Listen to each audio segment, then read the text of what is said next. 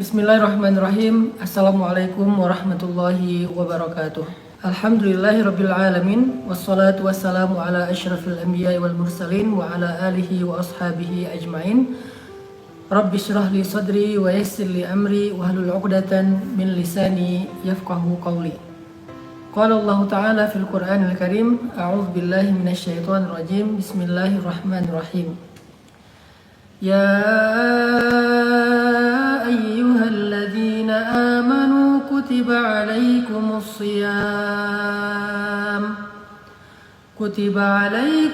siyam kama kutiba alal ladzina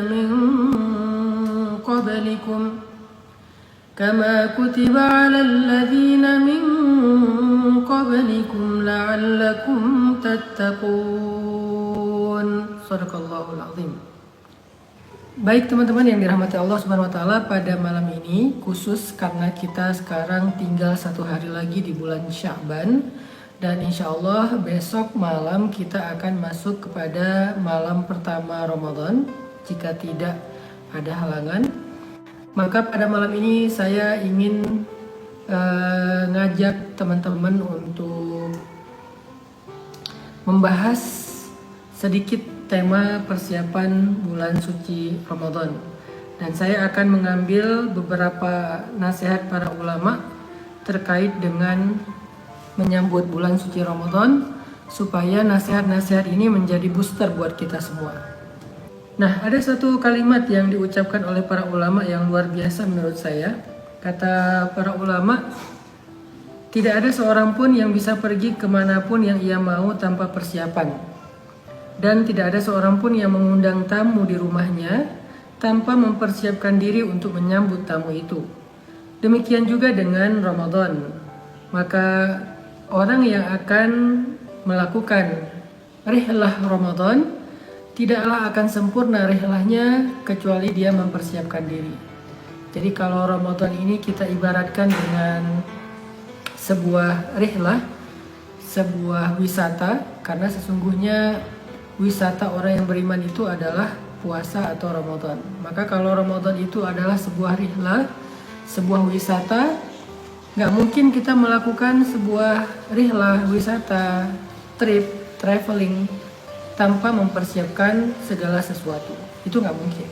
Karena kalau kita nekat traveling dan nggak mempersiapkan apa-apa, maka kita akan mengalami banyak masalah di perjalanan. Kita nggak akan cukup bekal, sehingga kita nggak akan sampai ke tujuan.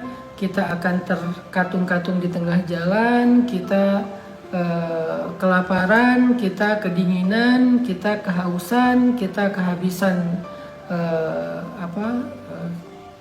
bekal dan seterusnya.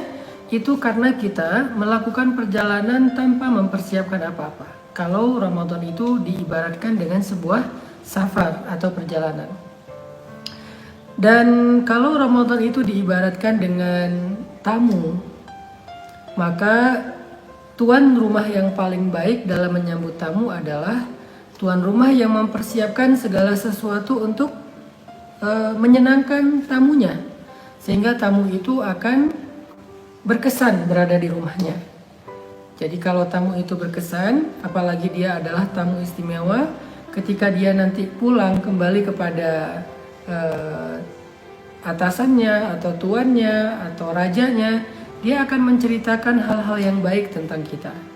Bahkan dia akan meminta kepada rajanya untuk menghargai kita, berbuat baik kepada kita, memberi kita hadiah dan banyak kebaikan lain yang dia akan mintakan kepada rajanya ketika dia pulang dari rumah kita. Karena dia merasa betah dan nyaman selama berada di rumah kita. Nah, itu kalau kita ibaratkan bulan puasa seperti tamu. Jadi kita siapkan rumah kita, dan rumah dalam konteks ini adalah hati. Kita siapkan rumah kita senyaman mungkin buat tamu, selapang mungkin buat tamu, seindah mungkin buat tamu, sehingga ketika tamu datang dia merasa bahwa dia tidak terusik dengan keadaan rumah kita. Biasanya kalau mau ada tamu istimewa ya di rumah, apa yang kita lakukan? Biasanya kita akan rapihkan rumah kita. Kemudian kalau banyak hal yang berantakan kita balikin ke tempatnya, kita bersihkan, kita pel.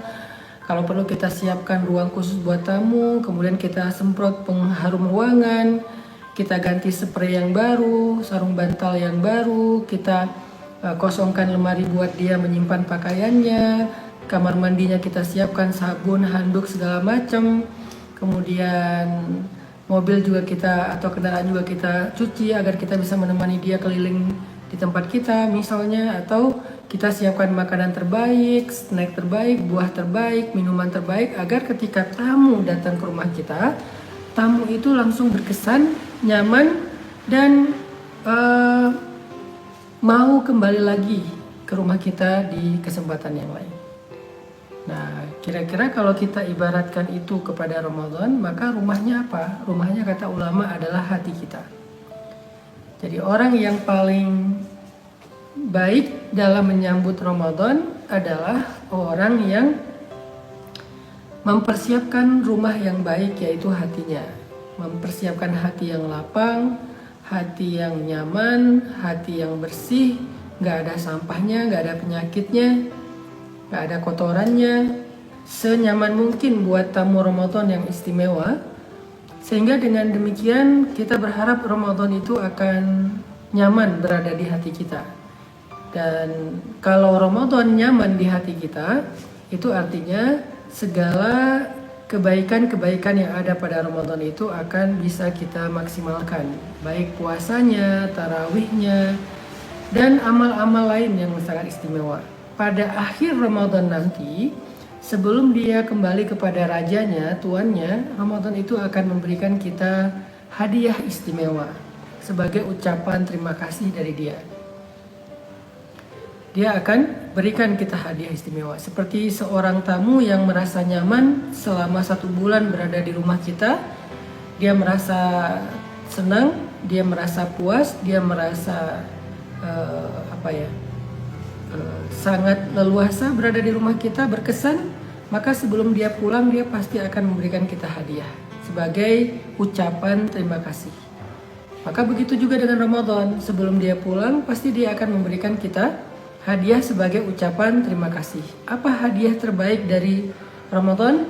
Lailatul Qadar, malam yang khairum min alfi syahr, malam yang lebih baik daripada 1000 bulan. Itulah hadiah atau oleh-oleh terbaik yang diberikan oleh Ramadan ketika dia kembali kepada tuannya. Itu adalah nasihat pertama dari para ulama tentang menyambut Ramadan. Kalau kita singkat, kita simpulkan, orang yang paling baik dalam menyambut Ramadan adalah orang yang mempersiapkan dirinya dengan sebaik mungkin. Ulama memberikan ilustrasi ya tentang Ramadan ini dengan 2 ilustrasi, dengan 2 permisalan. Yang pertama, Ramadan seperti sebuah rihlah perjalanan. Maka orang yang paling baik dalam melakukan perjalanan adalah orang yang mempersiapkan segala sesuatu sebelum berjalan. Lalu perumpamaan yang kedua, kata para ulama, seandainya Ramadan itu diibaratkan sebagai tamu, maka orang yang paling baik, tuan rumah yang paling baik dalam menyambut tamu adalah tuan rumah yang mempersiapkan segala kebutuhan tamu itu sebelum mereka datang. Nah, sehingga nanti tamu yang berkesan akan memberikan hadiah ucapan terima kasih di akhir sebelum dia kembali kepada tuannya. Atau perjalanan yang berkesan akan memberikan banyak kenangan, banyak pengalaman baik, banyak pelajaran, banyak keuntungan kalau perjalanan itu disiapkan bekal dengan sebaik mungkin. Inilah nasihat pertama dari para ulama. Pertanyaannya adalah, apa yang perlu kita siapkan? Bekal apa untuk menyambut Ramadan? Tadi saya sebutkan salah satunya, kalau diibaratkan Ramadan itu seperti tamu, maka kita siapkan rumah kita sebaik mungkin untuk Ramadan. Dan rumah yang paling baik untuk Ramadan dalam konteks Ramadan adalah hati kita. Itulah rumah yang paling baik. Sehingga siapa yang mempersiapkan hatinya Siapa yang membersihkan hatinya, melapangkan hatinya dalam menyambut Ramadan, insya Allah dia telah memulai perjumpaan dengan Ramadan secara baik, secara berkesan. Itu persiapan pertama yang perlu kita coba renungkan sebelum kita menyambut Ramadan. Persiapan kedua adalah persiapan ilmu. Karena Ramadan itu adalah salah satu di antara sekian banyak syariat Allah. Dan kita nggak bisa mengamalkan satu syariat Allah itu hanya dengan hawa kita, dengan kepengennya kita. Saya maunya begini, saya maunya begitu, nggak bisa. Kita harus belajar, kita harus baca lagi. Coba buku-buku lama kita yang bertema tentang Ramadan, kita buka lagi nih. Kita baca lagi fikihnya, kita baca lagi pembatal puasanya, kita baca lagi syarat-syaratnya, kita baca lagi adab-adabnya, kita baca lagi hadis-hadisnya, kisah-kisah inspirasinya, supaya sebelum kita masuk Ramadan, masih ada waktu 1 hari ini, kita sudah mempersiapkan ilmu, karena itu adalah sebaik-baik persiapan. Al-ilmu qabla al-amal, kata para ulama. Ilmu itu harus selalu mendahului amal, nggak boleh beramal sebelum berilmu, harusnya berilmu dulu baru beramal. Jadi termasuk kita dengan mendengar nasihat-nasihat ulama yang ada di banyak sosial media, terutama ulama-ulama yang kita kenal dan kita percaya dari sisi keilmuan dan keamanahan mereka, maka kita belajar lagi, kita dengarkan lagi. Dan itu butuh banget untuk ngebooster hati kita dan ngebangun persepsi pikiran kita. Ngebooster hati dan pikiran. Hati itu butuh dibooster supaya semangat, pikiran itu butuh dibooster supaya paham, supaya nggak bingung, supaya nggak galau. Makanya persiapan yang paling baik setelah mempersiapkan hati adalah mempersiapkan pikiran, yaitu dengan ilmu. Baca, iqra, baca lagi, dengarkan lagi, simak lagi, perhatikan lagi tentang bab Ramadan. Bahkan kalau misalnya kita serius mempersiapkan diri terhadap Ramadan, dalam menyambut Ramadan, maka kita akan semakin ngerasa Ramadan itu istimewa. Tapi kalau kita nggak mempersiapkan diri terhadap Ramadan, kita kayak biasa-biasa aja, tiba-tiba udah malam pertama Ramadan, kita jadi nggak ngerasa apa-apa, nggak ada yang beda gitu. Jadi akhirnya kita ngerasa Ramadan itu nggak terlalu istimewa. Karena nggak terlalu istimewa, amalan kita pun tidak akan istimewa. Jadi mempersiapkan Ramadan itu, nasihat-nasihat di akhir Sya'ban itu bukan sekedar basa-basi, tetapi itu dalam rangka untuk mengkondisikan suasana, hati, perasaan, dan pikiran kita bahwa sebentar lagi kita mau ketemu dengan Ramadan. Sebentar lagi kita mau memasuki bulan Ramadan. Jadi benar-benar kita siapin dengan serius. Baca, dengarkan, perhatikan. Itu adalah nasihat pertama dari ulama, yaitu mereka meminta kita untuk mempersiapkan diri.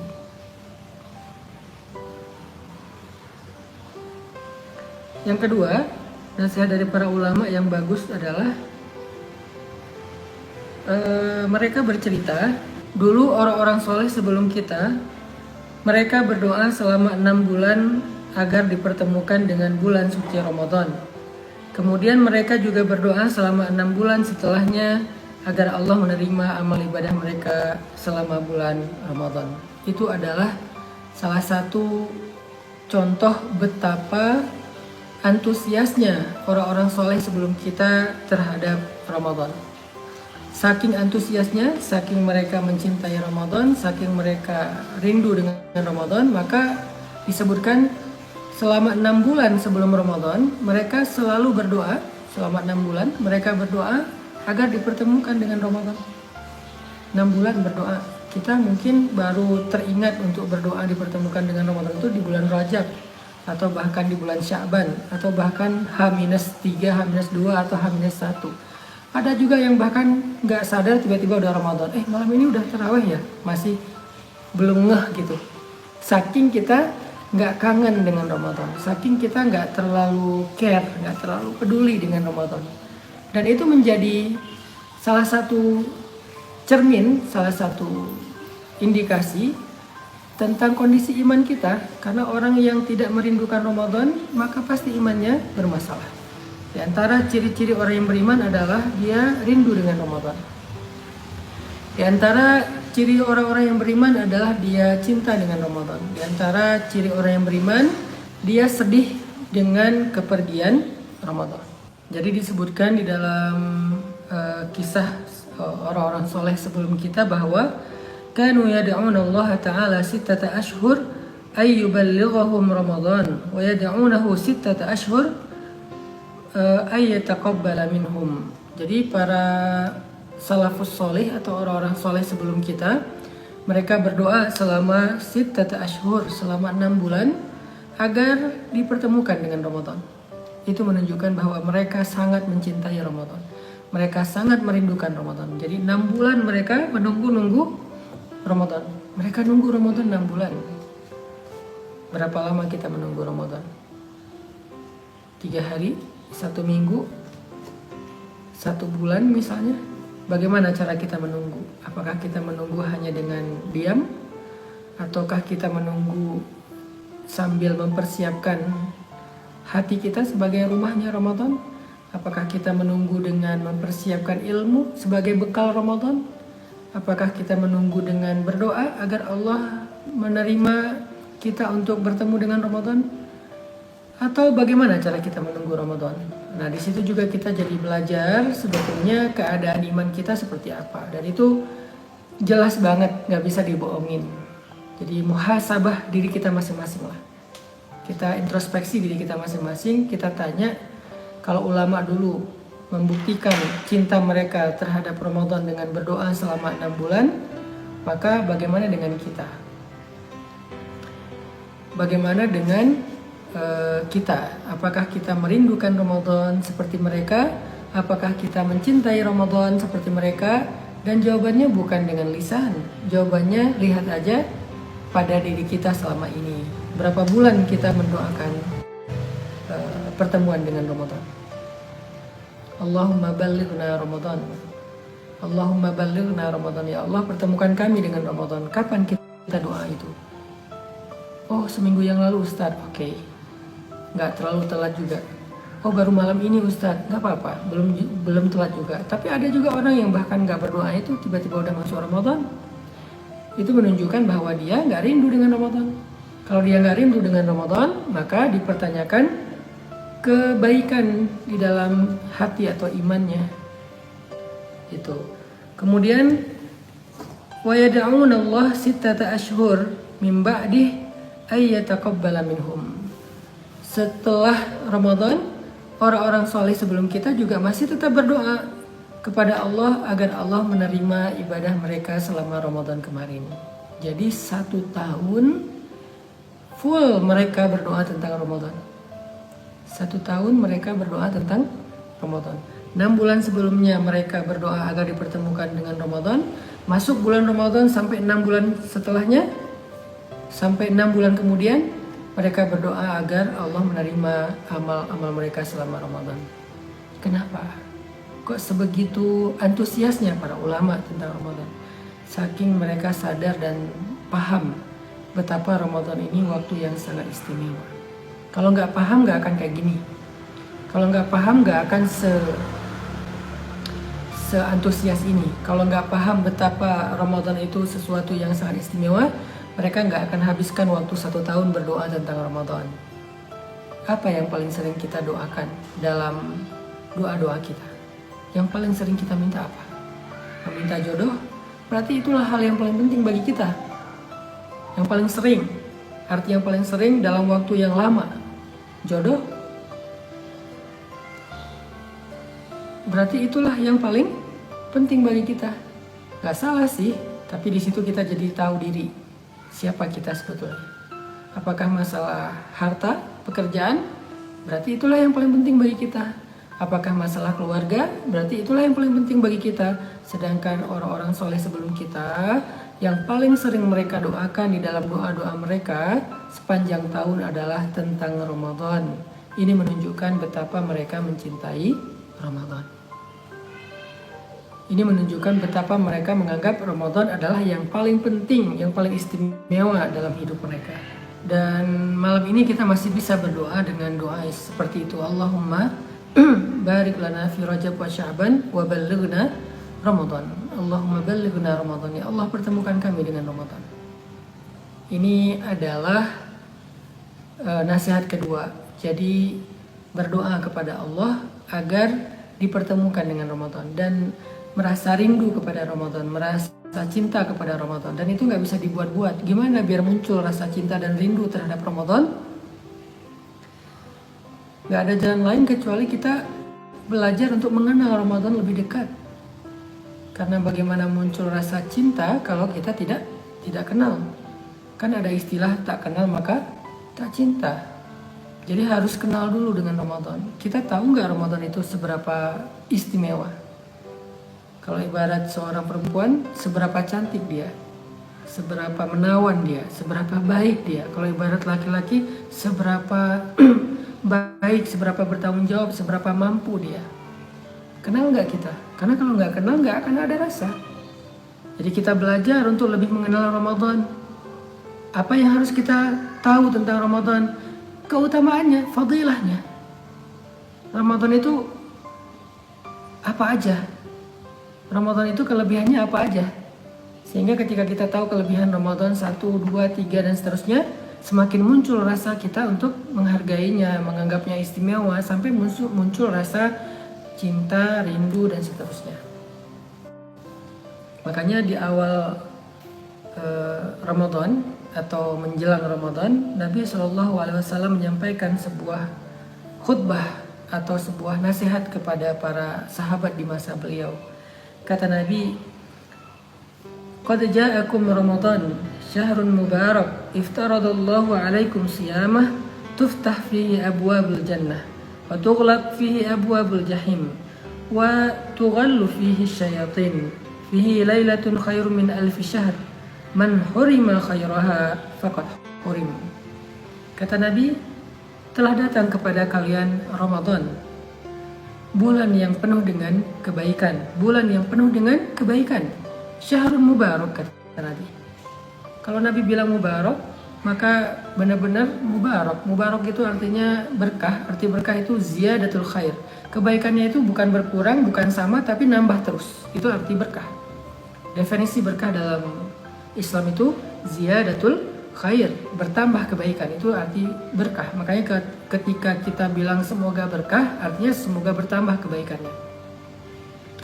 Maka ketika ada hari yang disebut dengan Yaumun Mubarak, hari yang berkah atau Syahrun Mubarak, bulan yang berkah, berarti bulan itu, hari itu, waktu itu adalah waktu yang kebaikannya bertambah.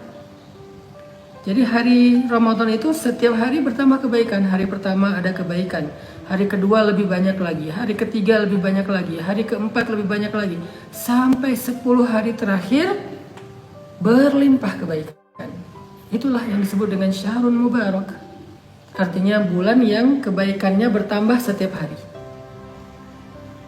Sehingga kalau misalnya kita merenungkan ini saja, gak bisa hanya kita baca, kita harus renungkan, kita tafakuri. Arti bertambah kebaikan itu, oh malam ini turun malaikat 1000, malam besok 2000, malam lusa 3000. Malaikat itu semakin bertambah, malam Ramadan bertambah banyak jumlah malaikat yang turun ke langit dunia dan mendoakan orang-orang yang berpuasa. Malam ini Allah berikan sekian ampunan, malam besok lebih banyak ampunan, malam lusa lebih banyak lagi ampunan. Malam ini Allah dekatkan ke surga, malam besok lebih dekat lagi, malam lusa lebih dekat lagi, dan seterusnya.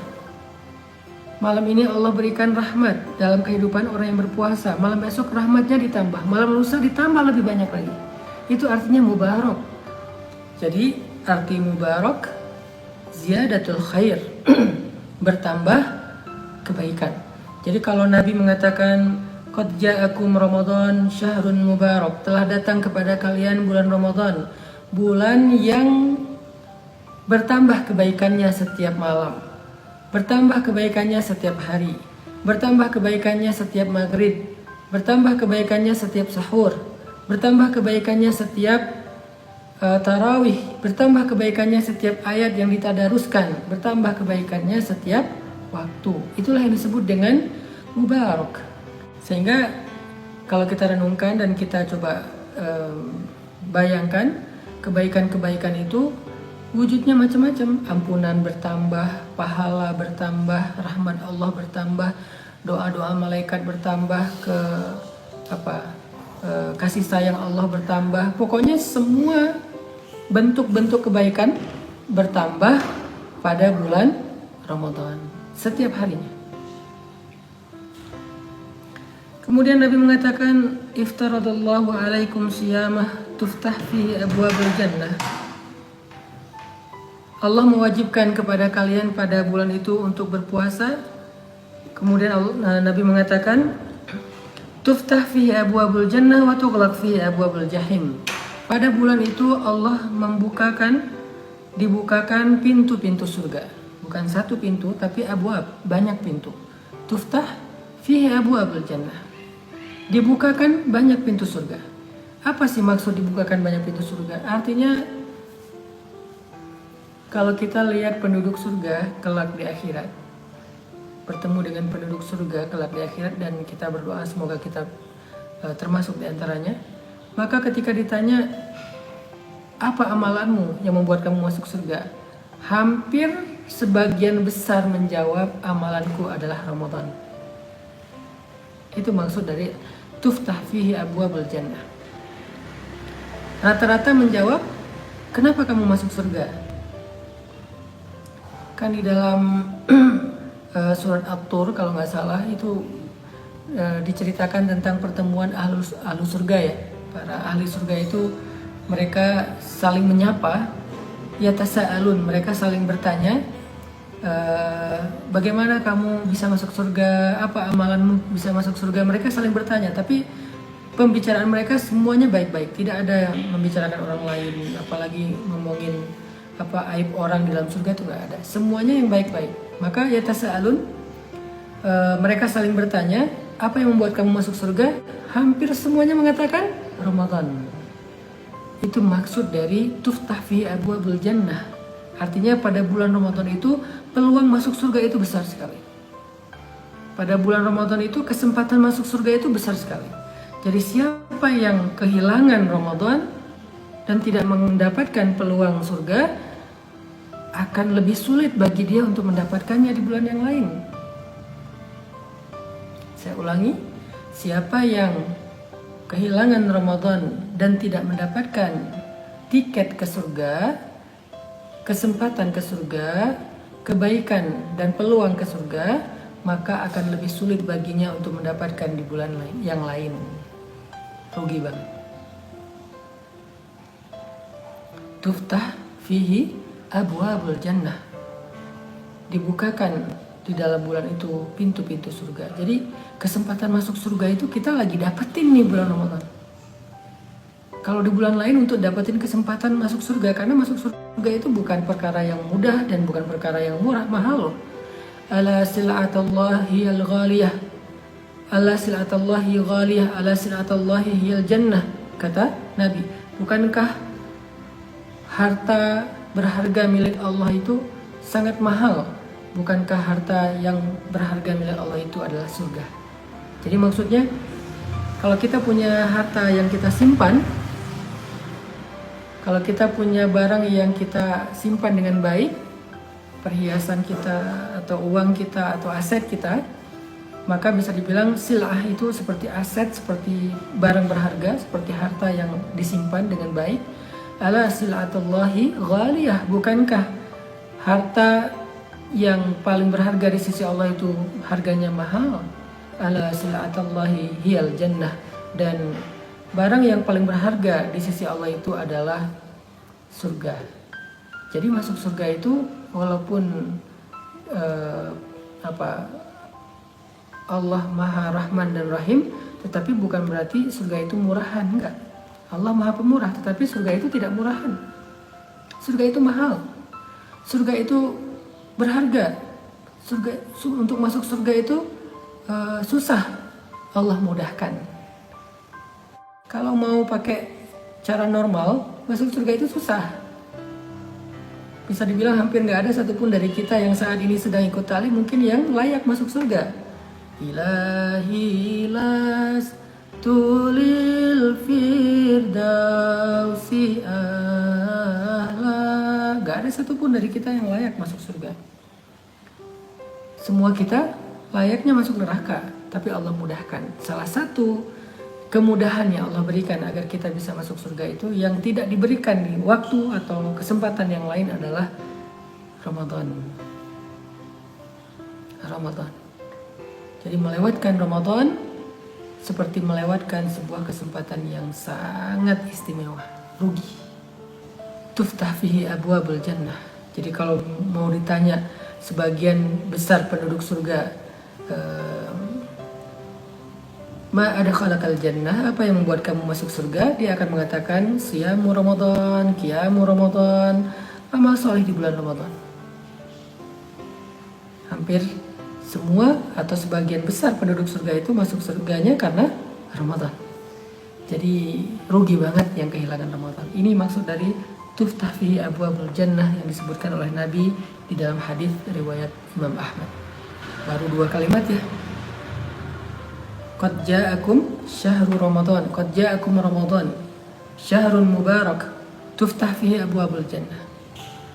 Telah datang kepada kalian Ramadan, bulan yang penuh dengan kebaikan, bertambah terus kebaikannya, berkah. Waktunya bulan yang pada waktu itu pintu-pintu surga dibuka lebar. Pintu-pintu surga dibuka, artinya kesempatan surga itu terbuka lebar dengan sahur masuk surga, dengan takjil masuk surga, dengan memberi makan orang yang berbuka puasa masuk surga, dengan tadarus dan khatam Al-Quran masuk surga, dengan tarawih masuk surga, dengan witir masuk surga, dengan apalagi yang paling puncaknya termasuk dengan puasa itu sendiri masuk surga. Aroma mulut orang yang berpuasa seperti lebih baik daripada aroma surga, artinya sangat berharga di mata Allah Subhanahu wa taala. Dan puncaknya adalah dengan Lailatul Qadar atau i'tikaf fi asyarah min awakhir Ramadan, maka dia juga menjadi jalan masuk surga. Banyak kesempatan masuk surga di bulan Ramadan. Jangan sampai kita nggak dapat satupun. Padahal abwab tuftah, pintu-pintunya terbuka, tapi kita nggak ada satupun yang bisa masuk di pintu-pintu itu, rugi.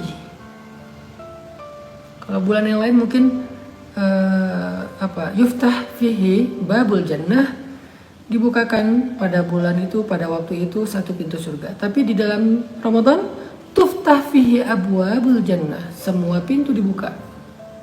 Pintu sedekah dijadikan, mungkin kalau di bulan yang lain kita bersedekah setelah sekian baru layak masuk surga. Tapi kalau di bulan Ramadan, sekali kita memberi makan orang yang berpuasa untuk berbuka puasa pada saatnya, jannah, surga. Sahur saja walaupun kita nggak lapar-lapar amat, jannah, surga. Makanya Nabi mengatakan tasaharu fa inna fis sahuri wal barakah. Makan sahurlah kalian karena di waktu sahur itu ada berkah, ada kebaikan, ada yang bertambah.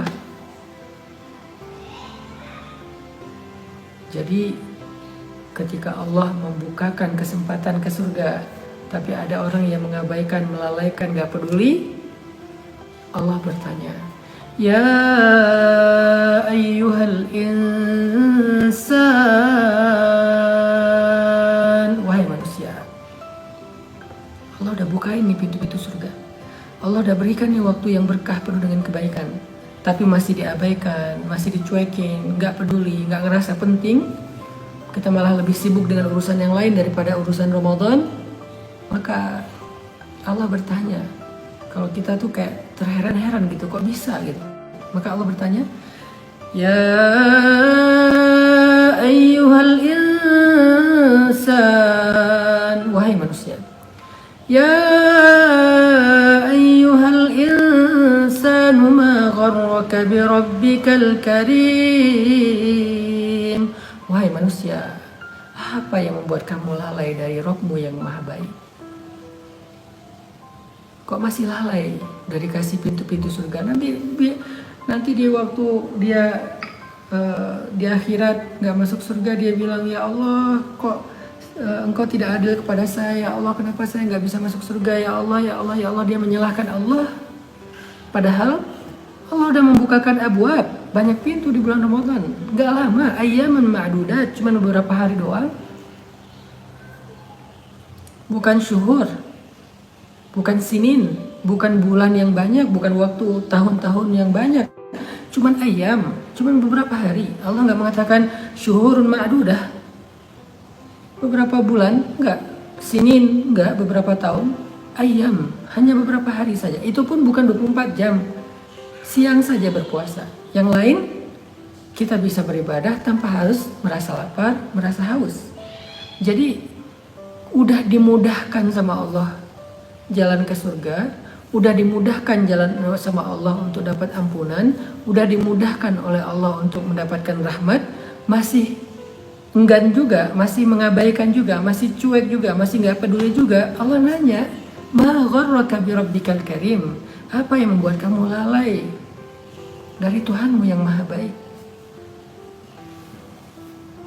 Tuftah fihi abwabul jannah, dibukakan pada waktu itu pintu-pintu surga. Artinya kesempatan masuk surga di bulan Ramadan itu luar biasa besar, yang tidak ada di bulan yang lain. Amalan kecil yang kita nggak sadar ternyata babun min abwabil jannah, menjadi salah satu di antara pintu-pintu surga. Amalan terkecil yang kita nggak sadar.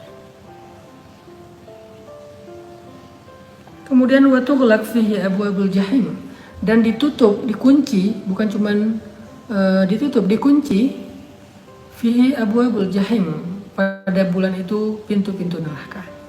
Apa maksudnya? Apa maksud pada bulan itu pintu neraka ditutup? Pintu-pintu neraka ditutup. Apa maksudnya? Maksudnya yang tadinya dia sudah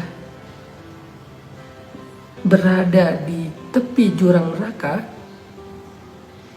ada yang berada di tepi jurang neraka karena zina, ada yang berada di tepi jurang neraka karena durhaka kepada orang tua, ada yang sudah berada di tepi jurang neraka karena riba, ada yang sudah berada di tepi jurang neraka karena meninggalkan sholat, ada yang sudah berada di tepi jurang neraka karena zalim. Ada banyak dosa yang membuat kita berada di tepi jurang neraka, dan hampir saja tergelincir, terpeleset untuk masuk ke dalam jurang neraka itu. Atau bahkan sudah dicap, huwa min ahlin nar, hadzal rajul min ahlin nar, fulan min ahlin nar. Dia itu udah termasuk orang ahli neraka, laki-laki ini ahli neraka, perempuan itu ahli neraka, fulan ahli neraka, mungkin sudah dicap. Tetapi karena Ramadan, tughlaq, Allah tutup pintu neraka. Maksudnya, Allah selamatkan mereka dari api neraka, walaupun kaki mereka sebelah sudah berada di dalam neraka. Dalam bahasa kiasannya, walaupun sebelah kaki mereka sudah berada di dalam neraka, Allah selamatkan mereka, Allah ajak mereka, Allah tarik mereka dengan Ramadan. Walaupun sudah dicap nama mereka, ditulis di pintu neraka, Allah tutup pintunya, namanya dihapus, dia jadi min ahlil jannah. Itu maksudnya sangat banyak orang yang selamat dari api neraka karena Ramadan. Jadi nanti kalau ada orang yang dikeluarkan dari api neraka di akhirat, lalu ditanya, ma akhrajaka minan nar, apa yang membuat kamu keluar dari api neraka? Amalan apa yang kamu punya sehingga kamu yang tadinya udah divonis ahli neraka tiba-tiba selamat? Apa? Ma akhrajak, apa yang membuat kamu selamat dari api neraka? Maka sebagian besar orang-orang yang selamat dari api neraka itu akan menjawab, Ramadan. Yang menyelamatkan kami dari api neraka Ramadan. Dengan seizin Allah, kami selamat karena Ramadan. Kami selamat karena keberkahan mubarak, syahrul Quran. Masya Allah. Tughlaq fihi abwabul jahim. Jadi kalau mau cari waktu di mana ada kesempatan besar untuk selamat dari api neraka, Ramadan. Kalau mau cari waktu di mana ada kesempatan untuk masuk surga, Ramadan. Kalau mau cari waktu di mana setiap harinya bertambah kebaikan, Ramadan. Ramadan. Dan kemudian Nabi mengatakan juga, wa tughallu fihi syayatin, dan diikat pada bulan itu syaitan-syaitan. Diikat pada bulan itu syaitan-syaitan. Apa maksud diikat syaitan pada bulan itu? Karena syaitan itu memiliki pasukan yang sangat banyak. Dan ada pasukan yang memang dia sangat spesial dalam menggoda manusia. Membuat manusia malas, membuat manusia durhaka dan segala macam lah. Maka pemimpin-pemimpin setan-setan yang sering sekali mengusik manusia pada bulan itu diikat. Mereka nggak bisa keluar. Mereka dikurung di lautan. Terus kenapa masih ada orang yang berbuat dosa, masih ada orang yang bermaksiat? Itu karena dia sendiri sudah lebih ngerti daripada syaitan dalam berbuat dosa. Artinya sebetulnya kalau kita mau beramal soleh di bulan Ramadan, kita jauh lebih ringan. Karena kita tidak perlu dihalang-halangi oleh syaitan. Kita nggak perlu disusah-susahkan oleh syaitan. Tapi kalau ada juga yang udah Allah ikat, syaitan masih juga malas, masih juga berbuat dosa, itu berarti dia sudah sangat terlatih. Berarti dia udah diterbiah banget sama syaitan selama ini. Maka yang harus dia lakukan adalah taubat. Dan yang terakhir Nabi mengatakan, fihi lailatun khairum min alfi syahr. Pada bulan Ramadan itu ada satu malam yang lebih baik daripada 1000 bulan. Man hurima khairaha faqad hurim. Siapa yang tidak mendapatkan kebaikan malam itu, maka dia termasuk orang yang tidak mendapatkan kebaikan apa-apa. Ini kalimat penting nih. Karena membahas Lailatul Qadar lebih baik daripada 1000 bulan udah sering. Tapi kalimat yang terakhir kata Nabi, man hurima khairaha faqad hurim. Siapa yang gak mendapatkan kebaikan malam Lailatul Qadar, maka dia tidak mendapatkan apa-apa lagi. Jadi orang yang kehilangan Lailatul Qadar seperti kehilangan apapun dalam kehidupannya. Dia gak dapat apa-apa dalam hidup. Seperti itulah pentingnya Lailatul Qadar. Yang kehilangan Lailatul Qadar seperti gak dapat apa-apa dalam hidup. Ruginya tuh kayak gitu, rugi banget.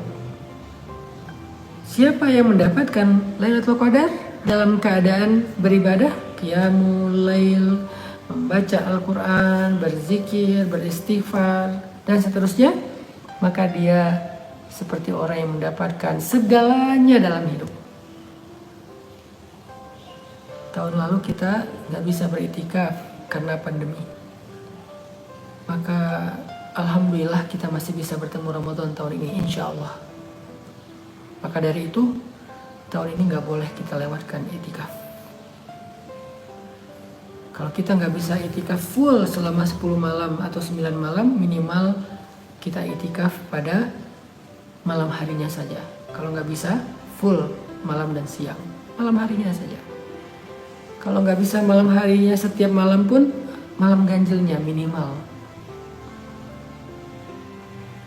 Kalau nggak bisa malam ganjilnya full, minimal sepertiga malam terakhir. Dari jam 1, jam 2 malam. Jam 1 paling telat lah. Kalau bisa dari awal malam, dari mulai ba'dal isya, setelah isya, itu lebih bagus. Kalau nggak bisa, sepertiga malam terakhir. Kalau nggak bisa juga, faqad hurim. Berarti dia nggak dapat apa-apa dalam hidup. Jangan sampai kehilangan. Nggak bisa full 10 hari, ambil malamnya saja.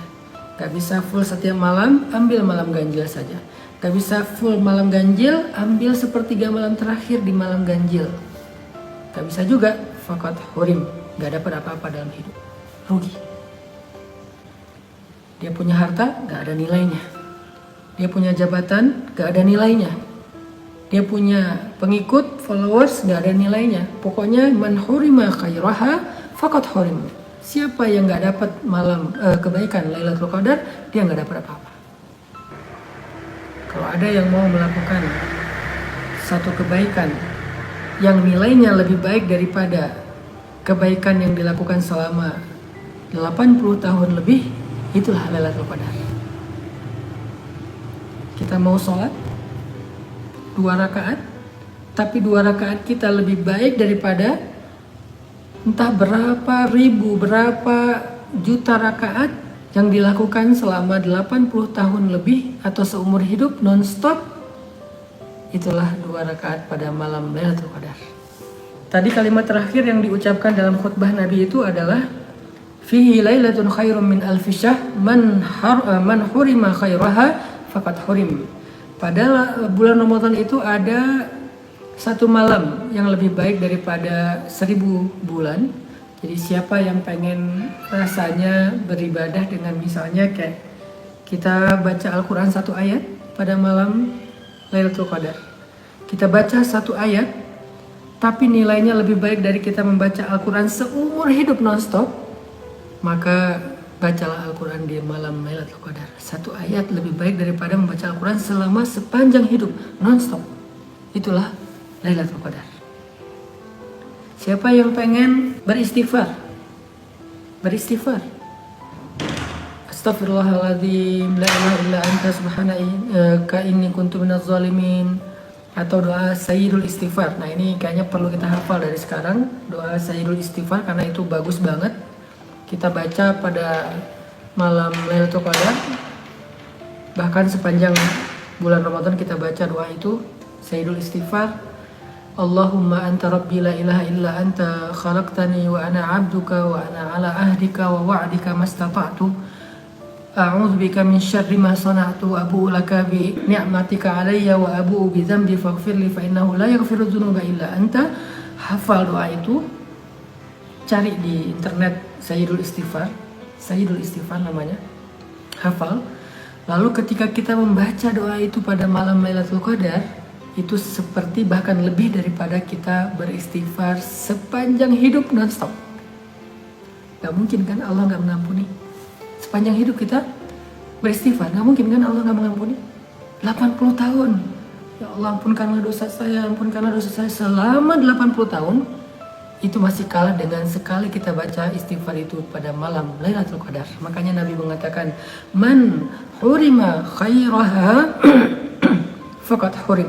Siapa yang tidak mendapatkan kebaikan Lailatul Qadar, dia seperti nggak dapat kebaikan apa-apa dalam hidupnya. Tadi itulah hadis riwayat Imam Ahmad yang disampaikan Nabi dalam bentuk khutbah pada malam pertama Ramadan atau menjelang Ramadan, supaya para sahabat ngerasain betapa istimewanya tamu yang mau datang ini, supaya kita tahu betapa istimewanya tamu yang mau datang ini. Jadi kita nggak sia-siain, kita nggak ngelewatin kesempatan ini dengan lalai, malas, akhirnya nyesel. Mudah-mudahan beberapa nasihat yang tadi disampaikan ulama kepada kita ini menjadi booster, menjadi penyemangat agar kita bisa mendapatkan Ramadan tahun ini sebagai Ramadan terbaik dalam hidup kita.